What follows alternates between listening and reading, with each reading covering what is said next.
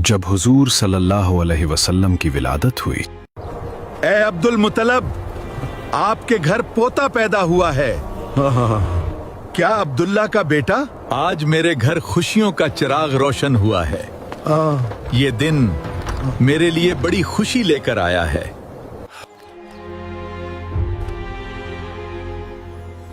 ऐ मेरे बेटे, तू मेरे अब्दुल्लाह की जिंदा निशानी है।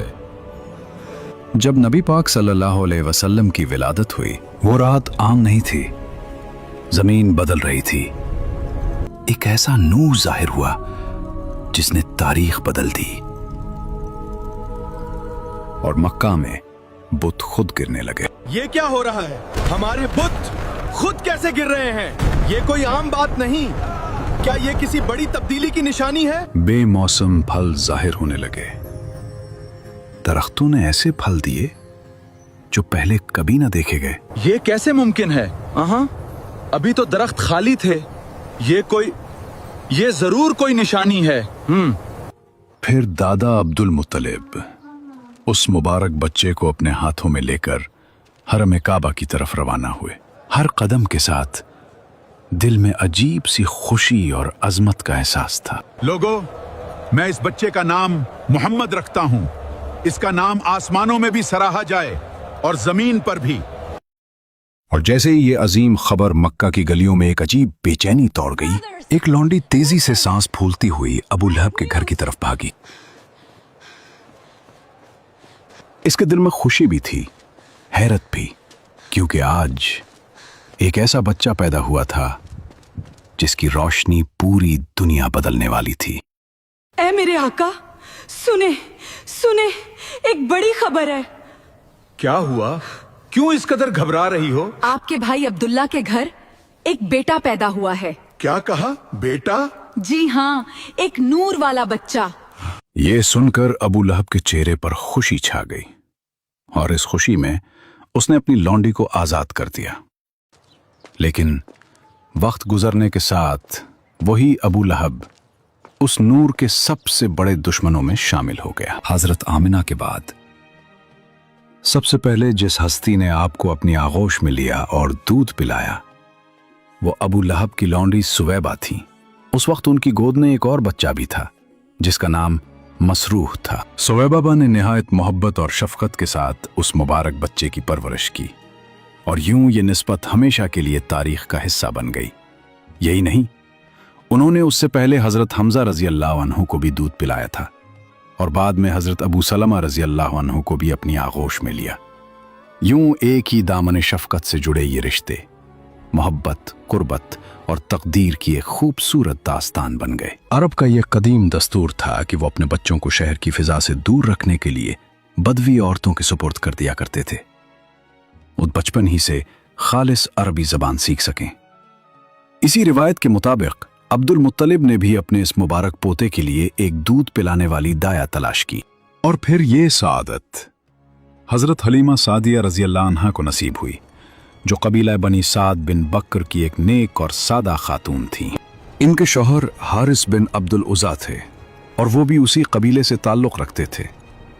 यूं इस मुबारक बच्चे का सफ़र शहर से निकलकर बनी साद के साफ, सादा और बाबरकत माहौल की तरफ शुरू हुआ, जहां उसकी परवरिश कुदरत के खास इंतजाम के तहत होने वाली थी। हजरत हलीमा सादिया रजी अल्लाह अन्हा बयान करती हैं कि वो अपने शौहर के साथ और एक छोटे से दूध पीते बच्चे को लेकर बनी साद की औरतों के एक काफले में शामिल हुई, और शहर से बाहर दूध पीने वाले बच्चों की तलाश में निकली। ये कहत साली के दिन थे, जमीन सूखी पड़ी थी और घरों में फाके थे, औंटनी भी थी, एक कतरा दूध तक ना था। इधर उनका अपना बच्चा भूख से बलकता रहता, रातें बेखाबी में गुजरती, न मां के सीने में कुछ था और ना ही ऊंटनी से कोई आस। हर तरफ महरूमी थी, मगर दिल में एक उम्मीद थी कि शायद कहीं से रहमत बरस जाए।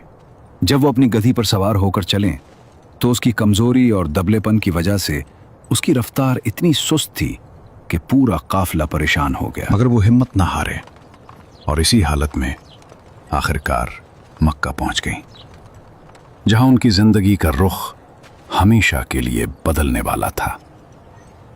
फिर हम में से कोई औरत ऐसी नहीं थी जिस पर रसूलुल्लाह सल्लल्लाहु अलैहि वसल्लम को पेश ना किया गया, मगर जैसे ही बताया जाता कि ये बच्चा यतीम है तो वो खामोशी से इनकार कर देती, क्योंकि उनके दिल में एक उम्मीद होती थी कि बच्चे के वालिद से कुछ सिला मिलेगा, कुछ अतिया, कुछ मदद।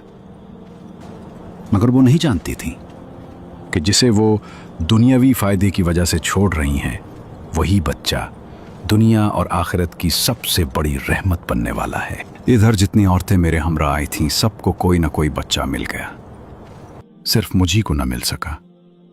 जब वापसी की बारी आई तो मैंने अपने शौहर से कहा, खुदा की कसम, मुझे अच्छा नहीं लगता कि मेरी सारी सहेलियां तो बच्चे ले लेकर जाएं और तन्हा मैं कोई बच्चा लिए बगैर वापस जाऊं। मैं जाकर उसी यतीम बच्चे को लिए लेती हूं। शौहर ने कहा, कोई हर्ज नहीं, मुमकिन है अल्लाह इसमें हमारे लिए बरकत दे। इसके बाद मैंने जाकर बच्चा ले लिया, और महज उस बिना पर ले लिया कि कोई और बच्चा ना मिल सका।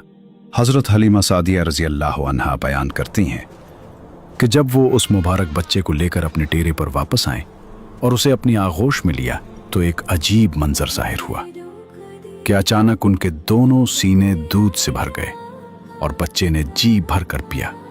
यही नहीं, उनके अपने बच्चे ने भी सैर होकर दूध पिया और फिर दोनों सुकून से सो गए। हालांकि इससे पहले भूख की वजह से रात भर रोना और बेचैनी हमारा मुकद्दर था। इधर उनके शौहर ऊंटनी के पास गए तो देखा कि वो भी दूध से लबरेज है। उन्होंने खूब दूध दुहा और इस रात वो दोनों मियाँ बीवी भी आसूदगी के साथ पी कर सो गए। एक ऐसी रात जो मुद्दतों बाद सुकून लेकर आई थी। सुबह हुई तो उनके शौहर ने हैरत से कहा, हलीमा, खुदा की कसम, तुमने एक बहुत बाबरकत रूह हासिल की है। हजरत हलीमा रजी अल्लाह अन्हा ने मुस्कुराकर जवाब दिया, मुझे भी यही उम्मीद है। हजरत हलीमा सादिया रजी अल्लाह अन्हा बयान करती हैं कि उसके बाद हमारा काफिला वापस रवाना हुआ। मैं अपनी उसी कमजोर और खस्ता हाल गधी पर सवार हुई और उस मुबारक बच्चे को भी अपने साथ ले लिया। मगर अब मंजर बदल चुका था। वही गधी जो पहले सुस्त और कमजोर थी, अचानक ऐसी तेज हो गई कि पूरे काफिले को पीछे छोड़ती हुई आगे निकल गई। कोई जानवर उसका साथ ना दे सका। ये देखकर मेरी सहेलियां हैरान रह गईं और पुकार उठी, ए अबू जुवैब की बेटी, ये क्या हो रहा है? जरा हमारा भी ख्याल करो। क्या ये वही गधी है जिस पर तुम सवार होकर आई थी? मैंने जवाब दिया, हाँ, खुदा की कसम, ये वही गधी है। वो हैरत से एक दूसरे को देखने लगी और कहने लगी, फिर तो इसमें यकीनन कोई खास राज है। और वाकई ये कोई आम बात न थी, बल्कि इस बाबरकत बच्चे की आमद का असर था जो अब हर कदम के साथ बरकतों की नई दास्तान लिख रहा था।